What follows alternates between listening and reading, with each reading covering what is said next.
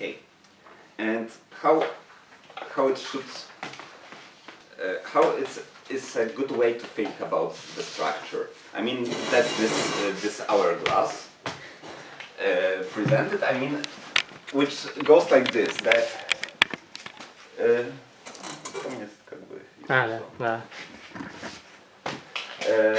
that you have like the general context. I mean, that one is your case. The other, and also like literature about this. So we have a general context at the beginning.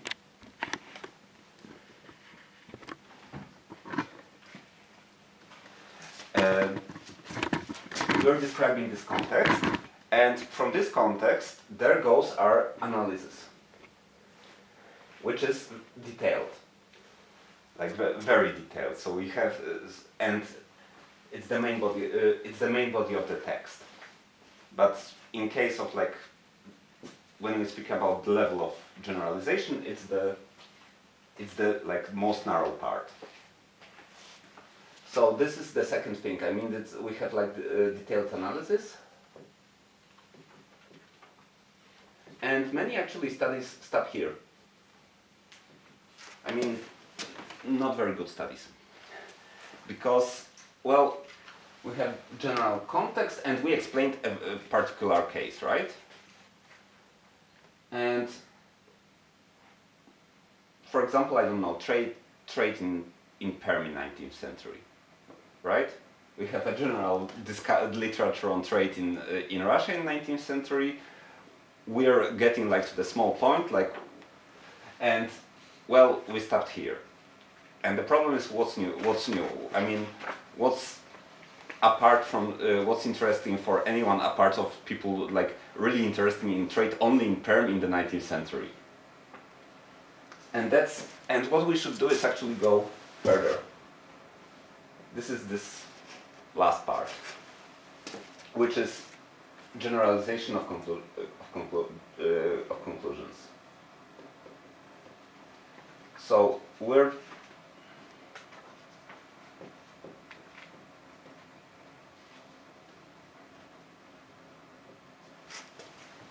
So here, as we get to the end of the paper, of the thesis, and so on, we should actually think about like more general audience. So we say what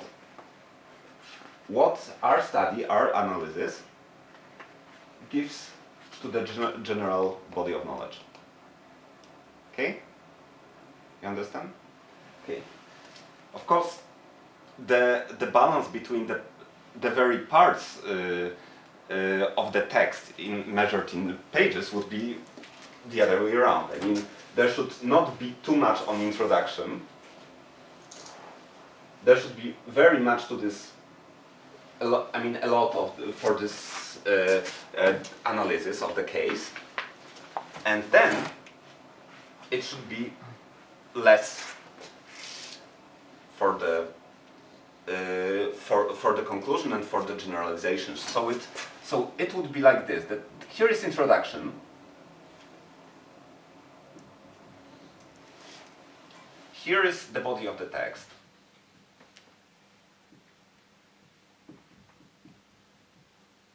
And here is a conclusion.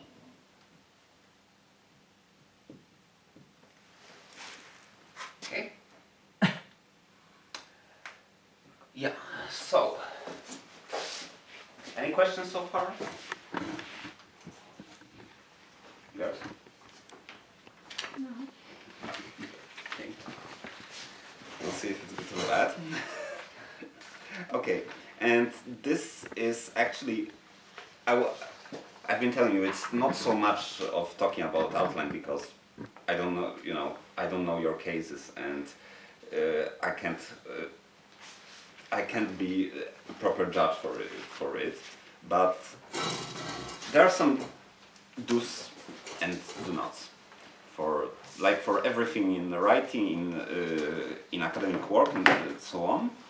So first thing is, some people think that the more fancy, or like sophisticated they are in their like construction of the work, the better is the work. No.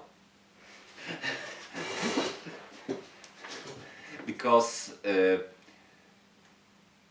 very often you can explain the same thing in a very simple terms, and just being, you know, just using very like sophisticated words for the for naming very simple things, or like using like very very complicated sentences, which is quite common. I mean, for example, in Polish academia, I have the impression that in Russia it's also quite common. I comment on this a Yeah. little bit, because first of all, we have different national styles and conventions how you should write and how you shouldn't. So in this case in Russia, so the fancier all your terms are, the better. And if you say it into simple words, so you look a little bit, it's not, it's, so you don't really respect the rules. It actually, it applies probably the same to Polish academia and the Yeah. way you write and so on and so forth. So probably it maybe makes sense to emphasize that the Anglo-Saxon way of writing. Yeah. Yeah, that's true. But I mean, we should always remember that like words are meant to mean something. I mean that that, you know, if you use like a lot of very like fancy words for everything, then firstly people get lost and they won't understand your argument. Secondly, if you, for example, it happens sometimes that you for example have found something that needs a new name and you propose this name, which is a very good thing. I mean, if you in English academia, in which 90% of the works are never read and 99% are never cited, you know, if you invent some term to denote something like particular, then you'll get cited. It works like this. I mean, that people operate on keywords, and the more straightforward your paper is, the more it will bring attention to the term or a concept that you want to emphasize. So, you know, and in the case, you know, if you all use like terms that you find that only in dictionary for saying every single thing, then people won't notice, and then you'll miss your chance for getting famous and getting a tenure position in some. It's like a marketing strategy. It's a little bit marketing strategy, but it's also a strategy that emphasizes what you want to say, because if you overuse the terms, you just people just stop paying attention, you know, to any particular term. Right. Yeah. About the argument. Okay, and exactly, again, adjust to the rules set by the discipline, but or at least be aware of them, and then you can manipulate them. You know, you put some nice things, insert some very nice fragments. You know, that you, for example, can quote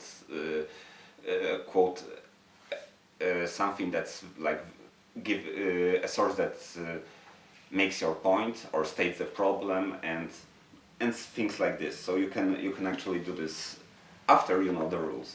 That's quite simple, because if you just ignore them, the result will be a mess, which not only won't get published, but usually also will make you some problems in the future. Okay, and again, and one thing that I didn't notice, that I didn't mention earlier, because I've mentioned the problem of like growth of some chapters, like beyond their boundaries.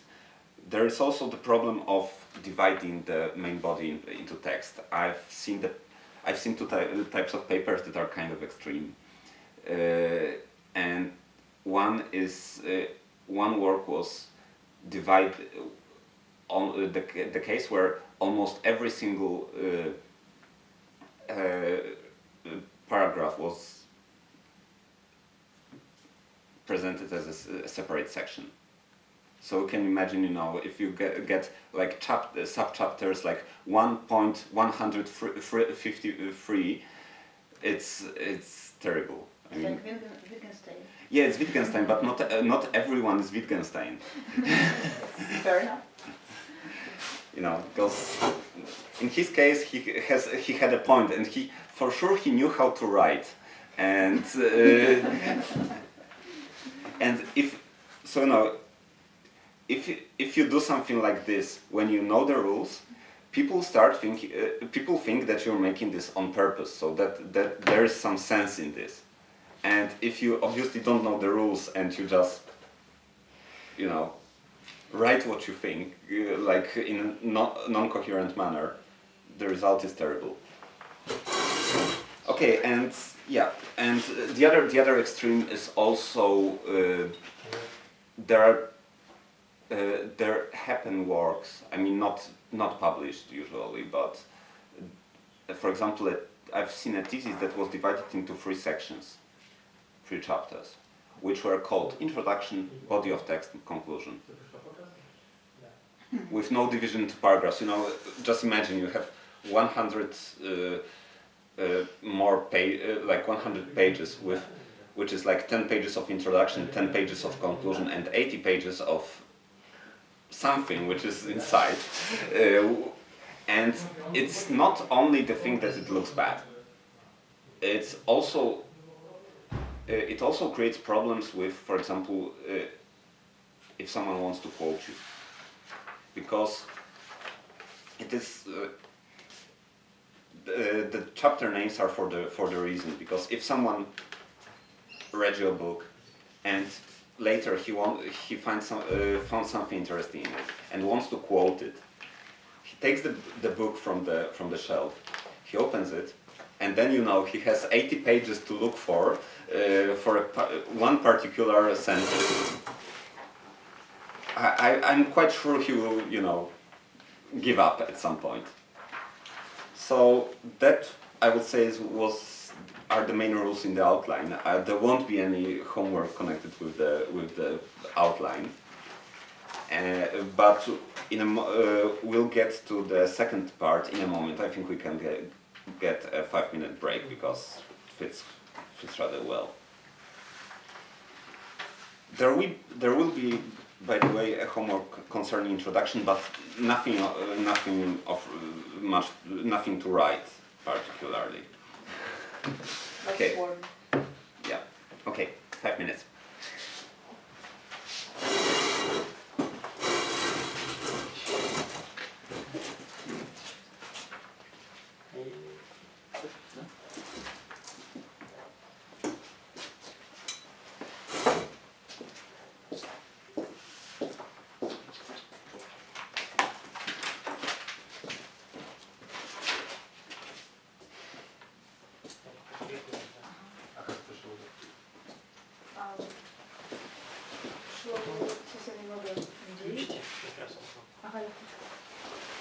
Красную кнопку — это важное замечание. Ну да. Если честно, я ожидал, что у нас больше будет все-таки. Я не говорю про вас, я говорю тоже про студентов исторической политологии, для которых была вообще создана вторая группа еще. На последней неделе были 2 группы просто. Ну, я думал, что сегодня тоже так, что мы все будем вместе, потому что из-за этого я распечатал как бы больше. Ну, как-то получилось, что не будет. Ну, как, все понятно там, более-менее. Да. Да, ну, кроме этой картинки там надо.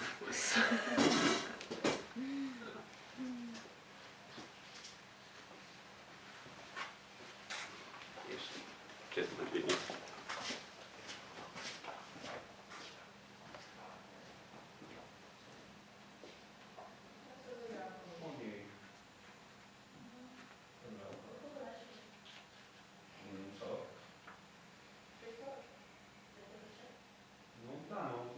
Я думал, просто знаешь, планировал все на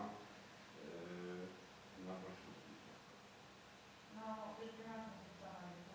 Да, и на ну да.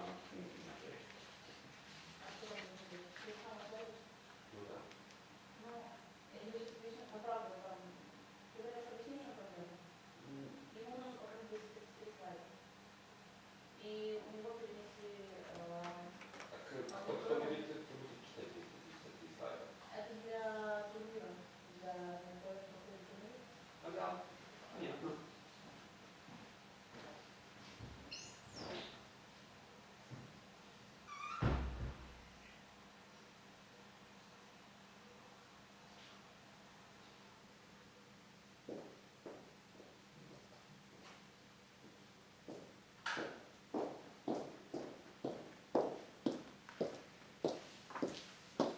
У нас сегодня аншлаг на академическом письме. Вы тоже были на прошлом занятии? Нет, я пропустила. Ну ничего страшного. Я пыталась узнать, и мне толком ничего не сказали. Узнать, в смысле, у нас на сайте мы сейчас вывешиваем информацию, и... Вот, нам просто в группу скидывали эту информацию, как бы я, типа, нужно сходить туда-сюда. Куда идти, что делать, где что? Не было написано, в смысле, аудитории, местонахождение или что? Да, ну как бы, Понятно. там как бы было написано где, но сама-то как бы я не знаю. То есть никто не знает, где манеж находится, это окей. Нет, Ладно, мы учтем. просто первый курс, как бы, то, что знаю. Ничего страшного. Еще будут занятия, у нас осталось 2 мандаринки, можете... Потом я сказала, блин, ну что ж такое, не могу найти сама поискать. Так, ну ничего страшного. Так, в прошлый раз обсуждали titles, да? Titles, да. И еще абстракт и заявки на презентацию. Да. На самом деле есть презентация и видео. Да. Я сказал уже, перешлю линк. Я, по-моему, переслал Аня тебе. Презентацию? Да. То есть, в принципе, то, что пропущено, его это можно гнать. Я понимаю, что мы создаем плохой стимул, тем, что мы иногда записываем лекции, потому что в них можно не ходить, не можно их посмотреть. Мы только сейчас это осознали. Не, да. Мы сегодня так, короче, раньше просто как бы закончим, думаю. Да. И вторая презентация будет. Okay, so. Well, sorry. One question which I wanted to ask, but I forgot. Sorry. About titles. What's the first in very good case? What's the first, the title or the text? It really depends, because it depends on the context. We'll discuss also in the case of introduction that these are parts that quite often are rewritten.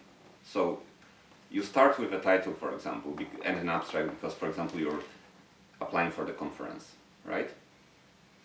Then you write the text. And then you see that, well, what you've written, you can think of a better title. So you can change it in many cases. But usually the first thing you think about is the title and the general idea. Because it gives you some, direction in what you are going to write.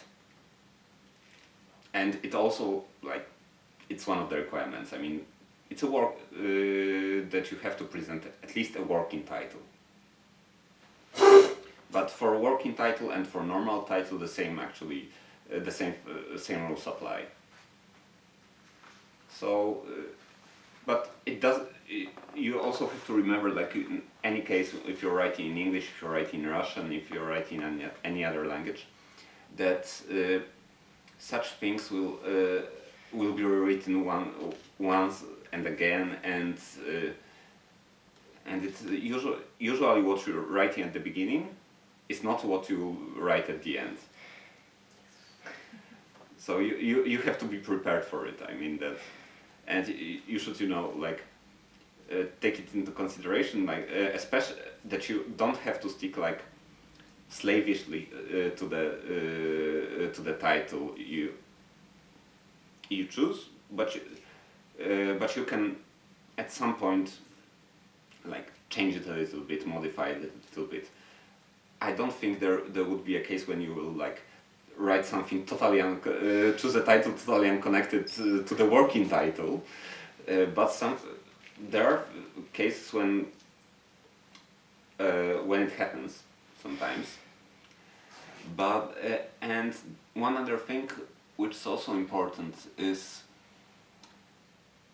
that there are situations when you can I think you can change the title. Like for example, if you're writing your dissertation or a thesis, and you are and then you have it like confirmed by the faculty, right? It's not so easy to change such title, but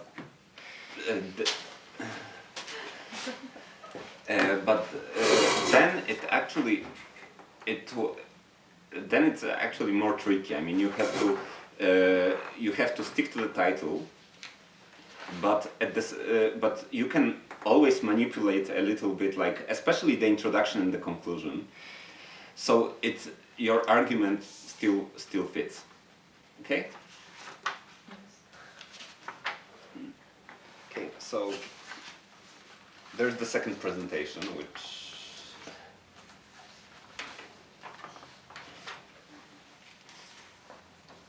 How many of them do you have? Two. Ah, okay.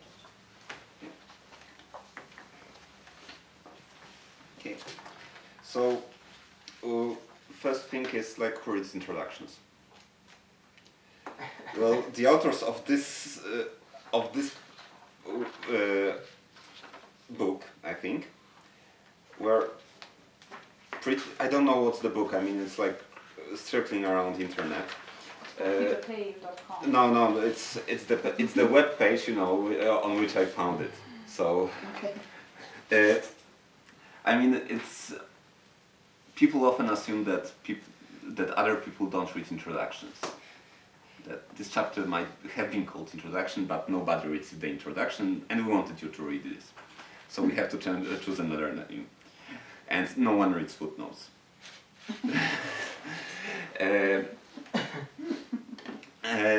But, well, some people do read introductions, and we should, of course, we should think about these people as well, because they are also our readers. And introduction actually has a lot of important functions. It's not only about like fulfilling like formal requirements, but it's useful. It has a number. It does a number of things. It states the problem and the question. Firstly, so again, it tells what. Just as a title and just as an abstract, it tells what you are going to write about.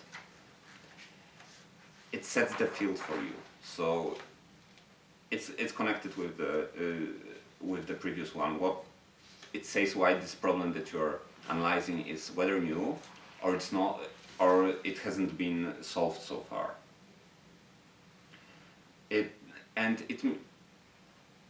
also gives a very short outline. I mean, or just a hint what you're gonna write about this, what you are going to prove, and how you're going to prove it.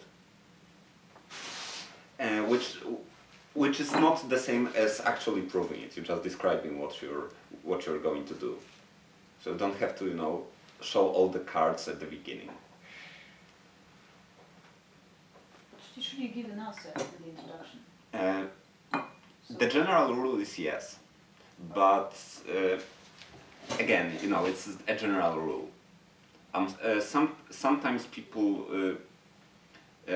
like decide to keep the suspense and put the arguments at the end.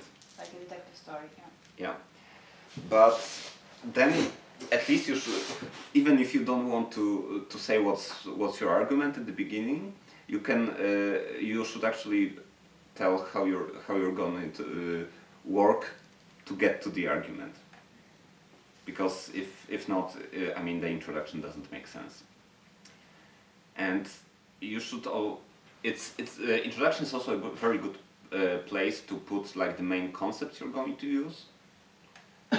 So if you have if you need some definitions, for example, of some basic concepts that you will be using like all the time throughout your paper, they should be there. Like for example, if you're going to write about the state, you should say what you understand as the state, and the best place for it is the introduction. And also, if you invented a new term, for example, it's a good place to put it, because people will notice it for sure, because they are because they have just started reading the book, so now they still pay attention to all the details. So again, you should always think how people are going to read what you have written. And exactly, for example, those people decided that, well, because no one reads introductions, they should call it differently. And then they decided that no one reads footnotes, so they are pretty sure that no one will notice it. So no, it's a kind of like plain interaction between a reader and an author, which is always a good thing. And also, it's very often, and I think it's a good practice, especially in the case of like really long academic works, especially books or theses, that you put like a short guide into the work, how people are going to should read this work, and what's where. Okay. So it's like that. Like very schematically, it's like that in the first part I'm going to talk about this and I will argue this.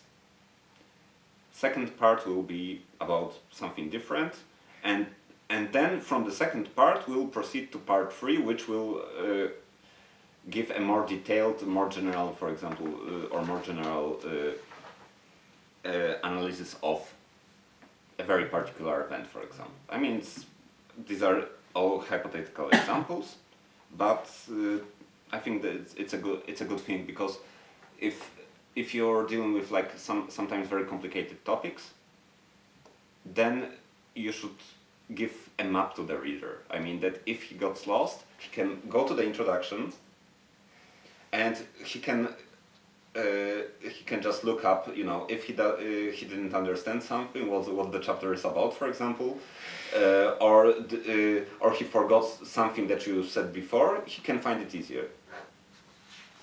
And it actually at the end of the day it serves you, because the reader will understand what you are going to say. And there is actually a number, like actually lots of books dealing with the topic how to write academic text and how to write an introduction. And I think that's a good case from James Hartley's Academic Writing and Publishing, and about 3 general moves that you make and in the introduction. That firstly you establish research territory. So now in short you are talking what you are writing about, like general context. That there is, and that includes scholarship, that includes the case, and and the mix between the case and the scholarship. So you give the idea about what are you going to write about, and what's the academic context of what you are writing. Then it's identifying a niche. So you have the territory. Now you look for a place which is empty. So like, you know, in the cinema or something, that you just go and you're looking for a place that's empty and that has a good view, if there are not like numbers on tickets. So that's and here you just point out of this whole territory where's the problem, where's the thing that you're going to do. So, for example, like we have a lot of concepts of the state, but none of these concepts actually covers these cases, for example, or the problem that emerges that is presented in these cases. So now you like focus the attention of the reader on this niche, on this empty space within scholarship. Gap. Yeah, so I just remember a joke from one of the professors who called modern researchers gap fillers. Yeah. Those who fill the gaps. So they find the gap, they think, aha, so that's an empty place, that's a blind spot here. Exactly. So I mean, especially in political science, where economics, basically. okay, economics is even more schematic because Even worse. no, because it works like this. I mean, history is still part of the humanities, and it's like more of a storytelling. So we have to provide a nice, good narrative of things. But political science with the claim to, and economics with the claim that it's like that it's science, like in English understanding of the word, it's like more schematic. So it's you have to put some chapters, whether you like it or not. Like, I mean, it's more about conventions, disciplinary conventions. yeah, but they are a lot more strict in political science than in history. Because we should follow procedures. Which prove my point.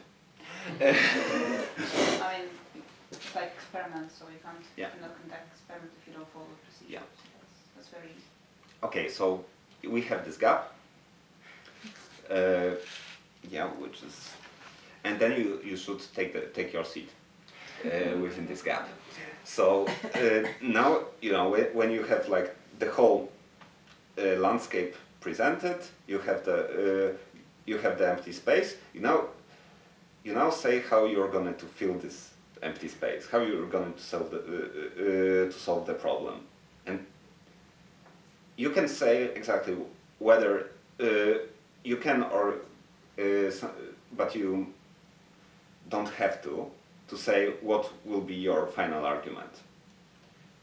But you should give the general idea how are you going to proceed with solving this case. It's like it's quite easy. I mean, I gave this metaphor of a cinema, but it's actually like more like a pub, like city bus. You get first you establish research territory. You enter the bus. You look around. You find an empty space, an empty seat. You go there. You sit there. It's like if you're lucky enough. If you're lucky enough, of course. There can be someone else that enters the field and fills your space, and then it turns out that he publishes a book about the same thing like 2 weeks before your book is being brought out. I mean, one of my professors had this case that she spent like 3 years working on the book, and there was a book published 2 weeks before her on exactly the same topic. Not very lucky. On the other hand, it's impossible to write exactly the same thing, right?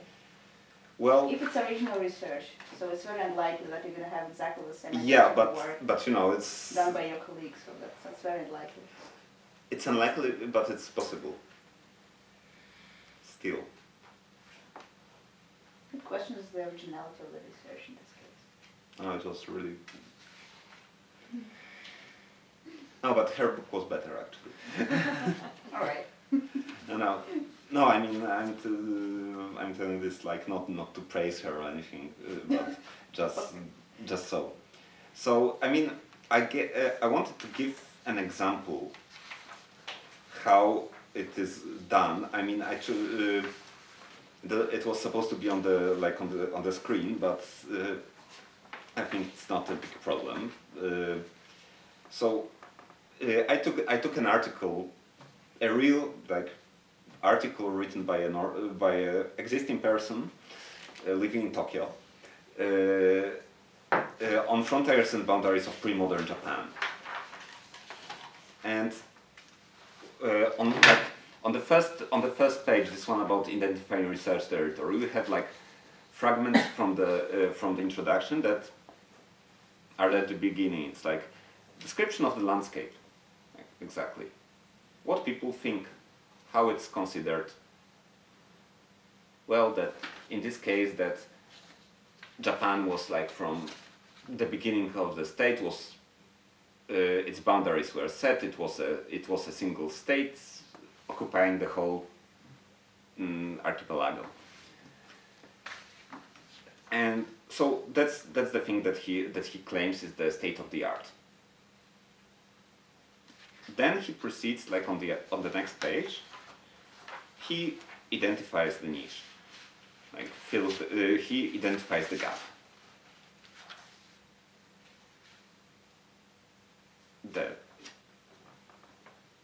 That of course there was some geographic space that we now call Japan. That there were inhabitants that we can call Japanese as not even as an ethnic group, as a people sharing common origin. And well, that's the problem, that this people didn't live on the whole territory that's now called Japan. So Japan wasn't always like this. That the south and the north were until very late, until 19th century actually, were outside of Japan. Right? So he identifies the niche that there is this assumption that that Japan is Japan from the beginnings. Then he says, well, it's not that easy. And then he says how he's going to proceed. That well, if we take into account that Japanese nation state didn't exist always and wasn't always the same, we cannot tell anything about so-called national territory, right? That it was changing over time, and there is nothing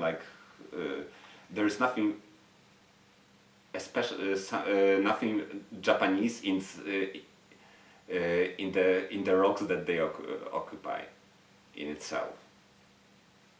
And then he says how he will proceed with this, that he will look at this, how Japan grew. I mean, about boundaries and frontiers, and how it actually changed, how it was changing, and how how people were thinking about Japan and Japanese boundaries changed over time.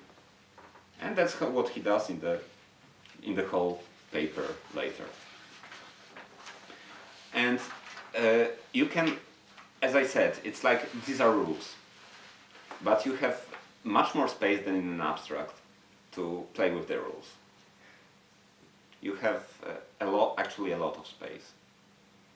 Because if we assume that, for example, an article is usual, in English academics it's usually between 20 and 40 pages. Sometimes it's as long as 85, or even more. So you have space do some things that are fancy, and but keeping with the general idea what you are going to do. And this is not from the article; it's from the book, and this is how John McNeill actually sets the research territory, how he presents it, and at the same time he presents the problem, and he does it by telling a tale. That a very sad tale, but also very telling what he is going to describe. Killing almost the entire crew. Yeah. Sad. Yeah. So. And another crew.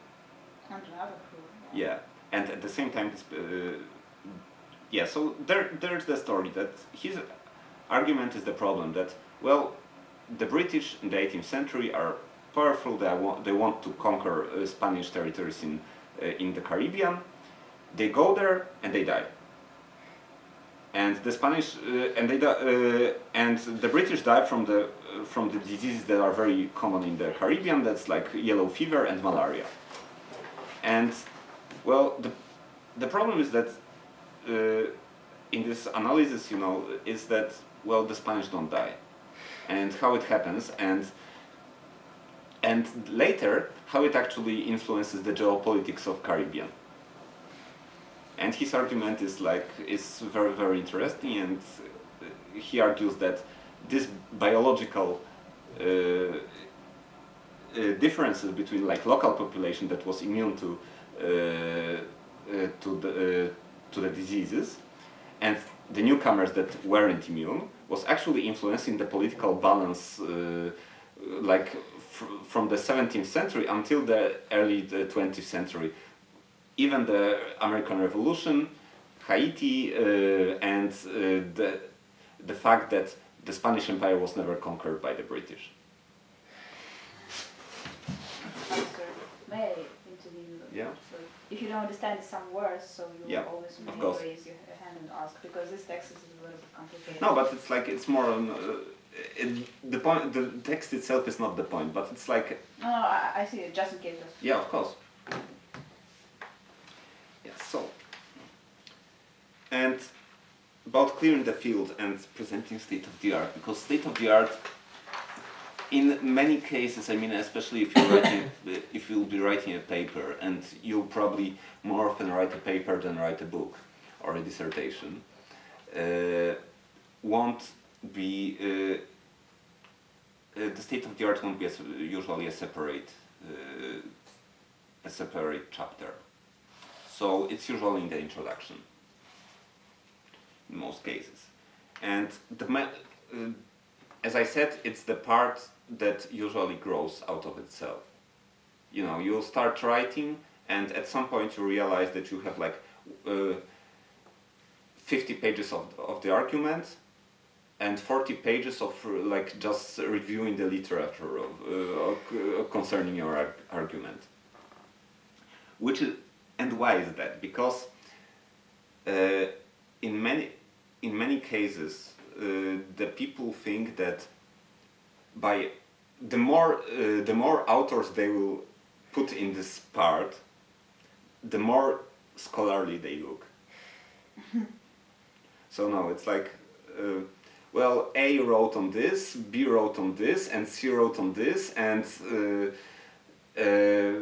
also a lot of other studies that can have influence on your argument, but they not always have to be in the state of the art part. The Hall of Fame. Yeah, I mean it's a little bit a Hall of Fame. I mean you should think about economizing the space in this part, and also about the reader, because if you put too many names without telling the reader what their argument is about and why are they important, people will just skip the part. That's boring. Yeah, I mean it's boring. I mean, what's you know, I can tell, you know, out of my head like a number, probably like 50 authors on Ottoman studies, and would it help you anyhow with your with the I mean, would you help make it any more understandable than for you than if I didn't do this? No. The answer is quite simple. Yeah? Sorry, I don't understand clearly. This example, it's a bad example or good example? The first one? Yes. I think it's a bad example because you know, it's like A wrote something, B wrote something, Okay. but we don't know what they actually wrote. Mhm. We know that they were dealing with the same topic, but okay, so I mean, so we should evaluate which studies are most important for our best enemies. Find targets. Yeah, exactly. I mean, it's a very like, I don't know, Schmittian approach. But it's a good one because it gives you some kind of direction.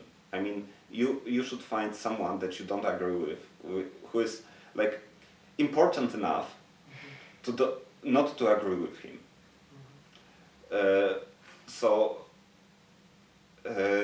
Because you know, it tells you what you are going to emphasize in the state-of-the-art review. And for most of other authors, like for example dealing with like very specific cases of some fragments that you're writing about, which you can put in the analysis, it's better to put them just in the footnote, because that's what the footnotes are for. I'll give you one example. I mean, I'll distribute it also later because it will be your homework. But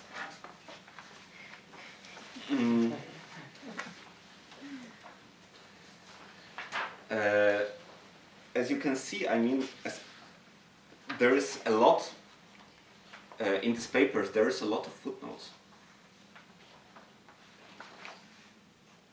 I mean, in like their relation to the text at the beginning. Why? Because people are actually economizing the space. They cannot write a too long an article because then it won't get published. And that's where, so all the things that can be explained in the footnote without putting them into the main body of the text, there should be put there. And that's a good thing, because then it's the state-of-the-art part is actually like making some sense for the reader, because you know, just putting the names doesn't make any sense. And the good thing actually how to proceed is like looking for the like main authors, identifying their arguments and the ways they proceed to these arguments, and then connecting them to your argument. So if instead of like saying A, B, C, D and E, like in the case of the authors, you should like choose, for example, three most important. Say what is their argument, and the best case is showing like where their argument fails,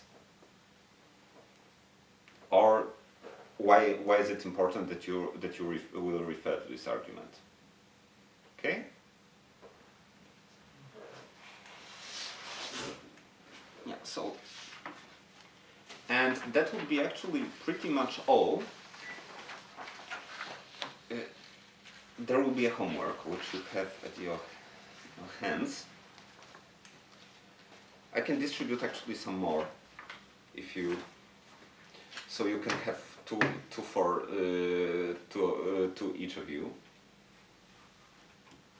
It's these are introductions to the again, like real papers written by real people, and I wanted you to just like underline in different colors, the best case, these parts, exactly these elements that we're talking about in that are in the introduction, and just identify them and see how it works in real life.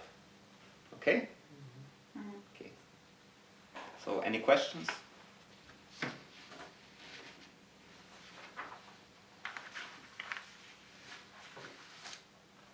Just to follow up. Yeah. Normally in Russian academia, some articles are written, it's just literature overview. So I mean, it's a special art to write literature overview, because first of all you should identify what are the camps. These guys are together, these guys are against these guys.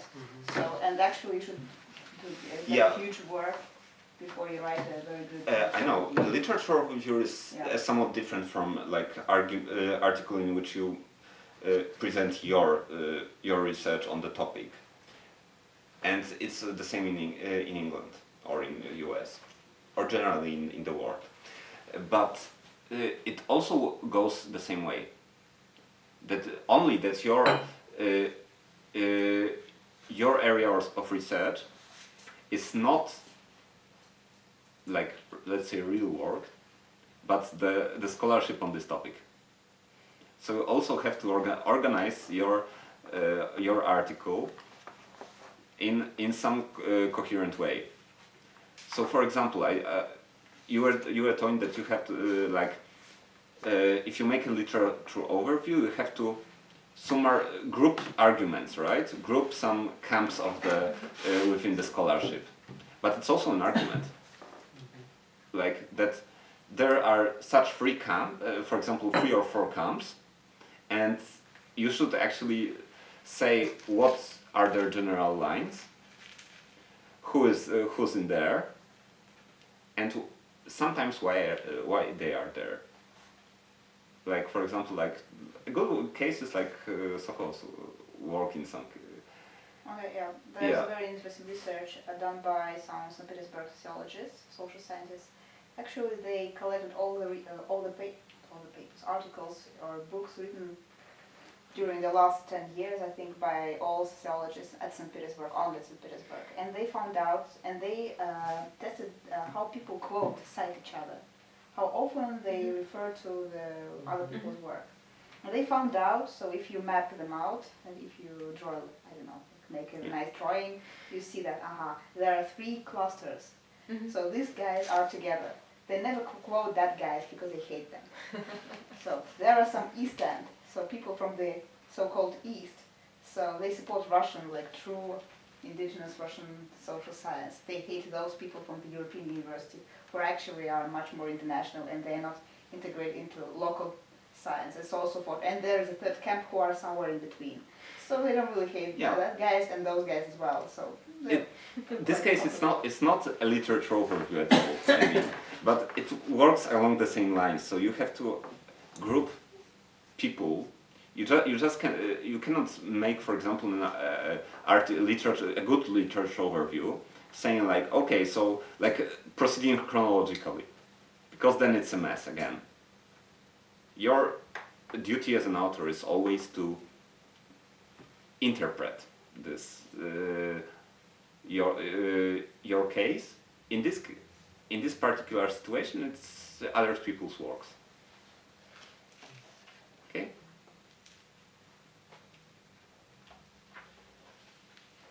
Okay, so who wants another article for the additional one? is it also Kotkin? No, it's not Kotkin. Yeah, you'll get Kotkin. This is work on. I also will Barking. Okay.